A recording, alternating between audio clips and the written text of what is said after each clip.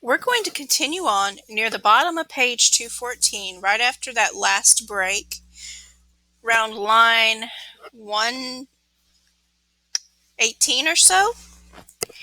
From there we sailed on, our spirits now at a low ebb, and reached the land of the high and mighty Cyclops, lawless brutes, who trust so to the everlasting gods they never plant with their own hands or plow the soil.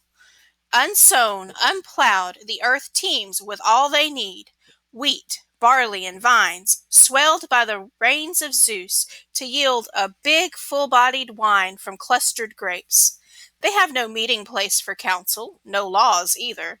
No, up on the mountain peaks they live in arching caverns, each a law to himself, ruling his wives and children, not a care in the world for any neighbor.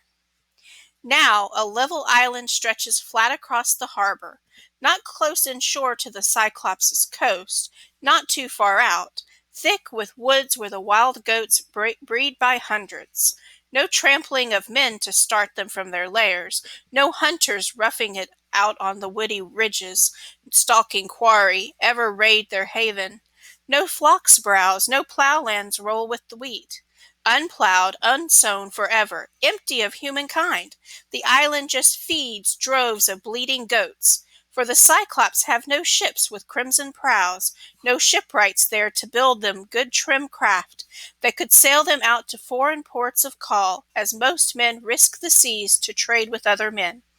Such artisans would have made this island, too, a decent place to live in. No mean spot. It could bear you any crop you like in season.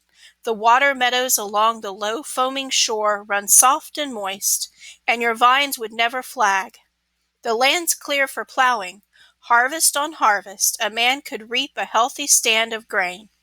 The subsoil's dark and rich.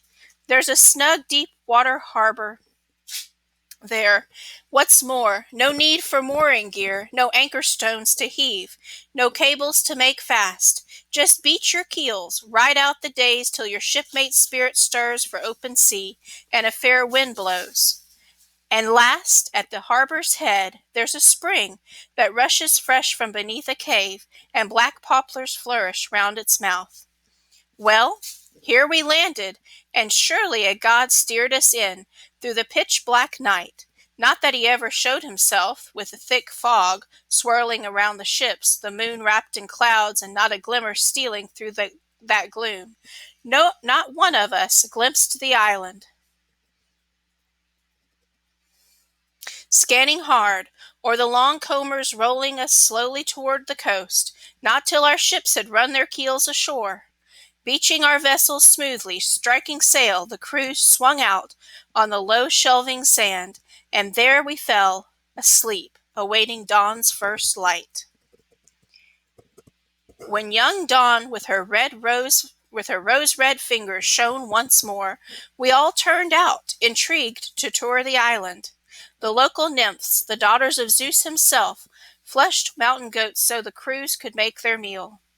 Quickly we fetched our curved bows and hunting spears from the ships, and splitting up into 3 bands, we started shooting, and soon enough some god had sent us bags of game to warm our hearts.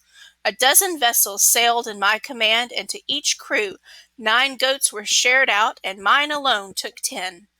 Then all day long, till the sun went down, we sat and feasted well on sides of meat and rounds of heady wine. The good red stock in our vessel's holds had not run out. There was still plenty left.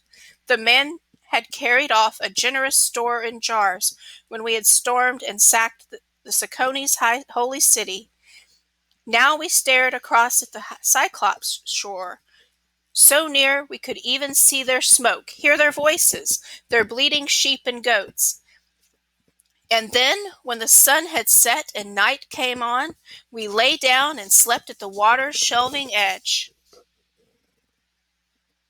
When young dawn with her rose-red fingers shone once more, I called a muster briskly, commanding all the hands. The rest of you, stay here, my friends in arms. I'll go across with my own ship and crew and probe the natives living over there. What are they? Violent, savage, lawless? or friendly to strangers, God-fearing men. With that, I boarded the ship and told the crew to embark at once and cast off cables quickly. They swung aboard. They set to their oars in ranks, and in rhythm churned the water, white, with stroke on stroke. But as soon as we reached the coast I mentioned, no long trip, we spied a cavern just at the shore, gaping above the surf, towering, overgrown with laurel. And here big flocks, sheep and goats, were stalled to spend the nights, and around its mouth a yard was walled up with quarried boulders sunk deep in the earth,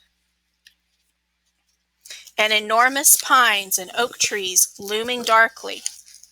Here was a giant's lair, in fact, who always pastured his sheep flocks far afield and never mixed with others.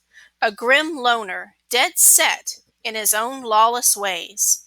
Here was a piece of work, by God, a monster, built like no mortal who ever supped on bread. No, like a shaggy peak, I'd say, a man-mountain rearing head and shoulders over the world. Now then, I told most of my good trusty crew to wait, to sit tight by the ship and guard her well while I picked out my dozen finest fighters, and off I went. But I took a skin of wine along, the ruddy, irresistible wine that Marin gave me once, Euanthus' son, a priest of Apollo, lord of Ismarus, because we'd rescued him, his wife and children, reverent as we were. He lived, you see, in Apollo's holy grove, and so in return he gave me splendid gifts. He handed me 7 bars of well-wrought gold, a mixing bowl of solid silver, then this wine. He drew it off in generous wine jars, 12 in all unmixed, and such a bouquet, a drink fit for the gods. We're going to pause here and answer another question.